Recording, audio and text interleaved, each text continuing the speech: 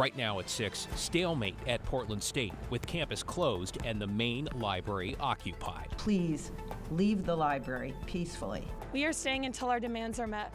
Plus, a man takes his own family hostage, authorities say, putting an entire neighborhood on lockdown. Locked all the doors last night and made sure, our kids were really close to us. And taken the stigma out of the school lunch line. When schools universalized meals, student suspension rates declined pretty notably. As part of the KGW Solutions Project, we look at the local district that's seeing positive results by offering everyone a meal for free.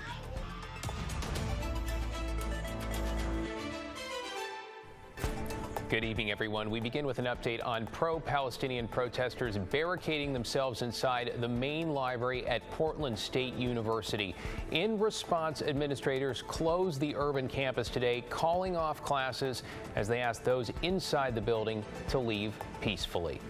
Thanks for joining us. I'm David Molko. It has been nearly 24 hours now since officials say students and others broke in, with PSU leaders now asking police for help. So far, law enforcement has not given a clear timeline, and the DA is saying he plans to prosecute people who may have broken the law. Let's bring in Kyle Aboshi live on campus in downtown Portland.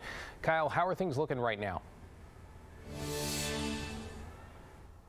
David, first let me give you a lay of the land. The campus itself is relatively quiet. Not a lot of students around. Obviously, many of the buildings are closed and classes were canceled today. The primary center of activity is here at the main library, and just outside you can see a number of demonstrators outside. They've also set up barricades blocking one of the entrances. Campus closed. Portland State University abruptly canceled classes Tuesday after pro-Palestinian protesters broke into the university's main library. Demonstrators suggested roughly 25 to 50 PSU students, along with other non-students, were holed up inside the building. We are staying until our demands are met. Protesters have gathered over the past few days in the PSU campus, calling for a ceasefire in Gaza. But the demonstration escalated Monday night. Windows and walls were vandalized. We saw one window broken at the library. I implore any students who are involved, who are in the library right now, to please leave the library peacefully. PSU's president asked Portland police to help remove those occupying the main library. This has now become a criminal event, and it's no longer considered to be a public order or free speech event. The student protest at Portland State follows similar demonstrations on college campuses around the country. Nearly 21,000 PSU students were out of class Tuesday due to the campus closure.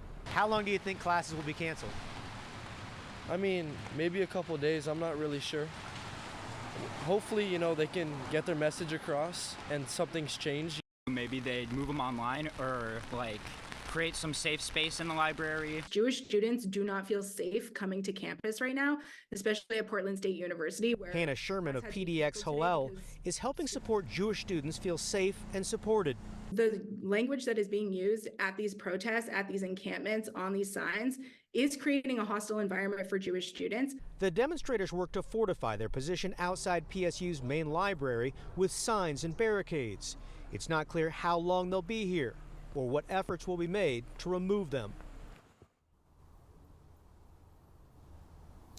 And tonight, still a number of unanswered questions. One, will police go in and forcefully remove these demonstrators from the library? Also, will there be class tomorrow? We have not heard from the administration just yet. And then finally, what kind of dialogue will there be, if any, between the demonstrators and the administration here? Portland State's president put out a video message late this afternoon explaining that she was open to talking with demonstrators.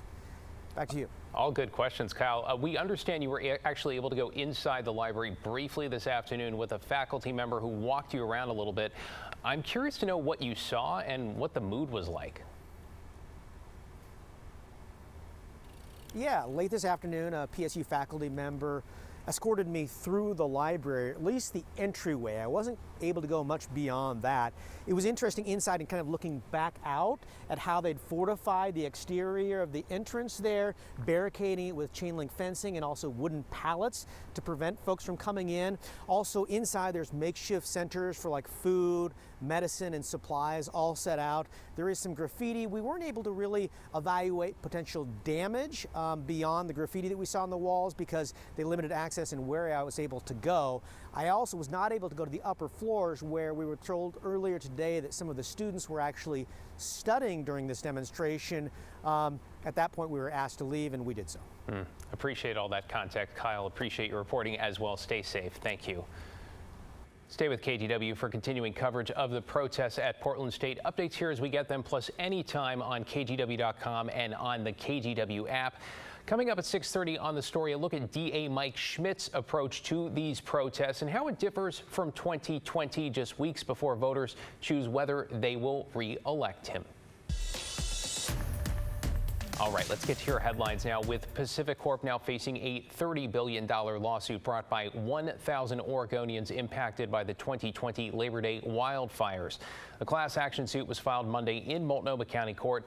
The plaintiffs are seeking up to $5 million each for economic damages and up to $25 million for other impacts, including emotional distress. This comes after a jury found Pacific Corp liable for starting some of the Labor Day fires. The company said it'll appeal that verdict, but has so far paid $750 million to wildfire victims and timber companies. Today is the deadline to register for the Oregon primary. Because Oregon is a closed primary state, you have to be registered as either a Republican or a Democrat in order to vote in any of the upcoming partisan races. Those include congressional races and state offices.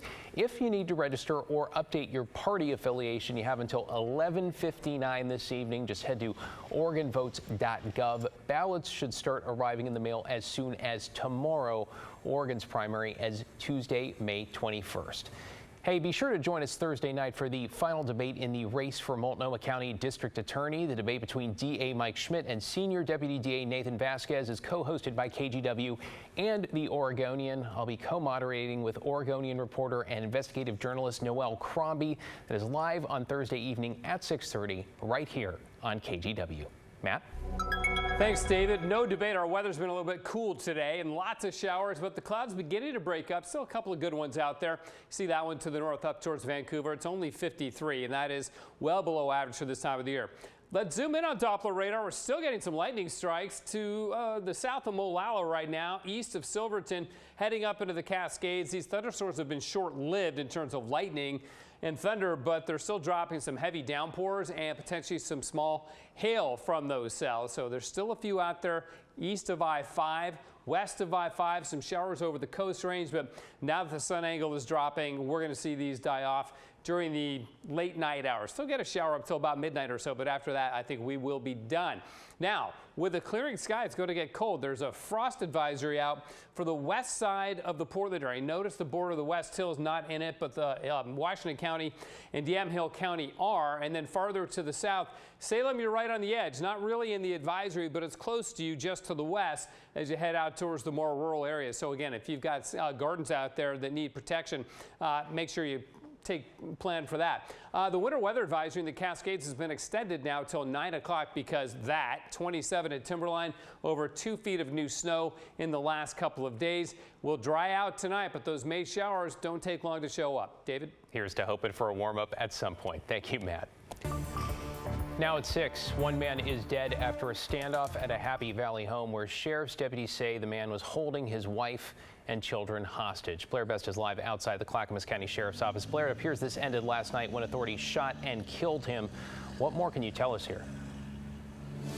Well, David, details are still somewhat limited at this point, but what we do know is that the Clackamas County Sheriff's Office says they spent hours negotiating with the suspect. He then threatened his family, and it was at that point that law enforcement entered the home and shot and killed him. Now, this all happened just before 8:30 Monday night. Deputies were called to a home on Southeast Westview Court after reports of a man holding his wife and 2 children hostage inside.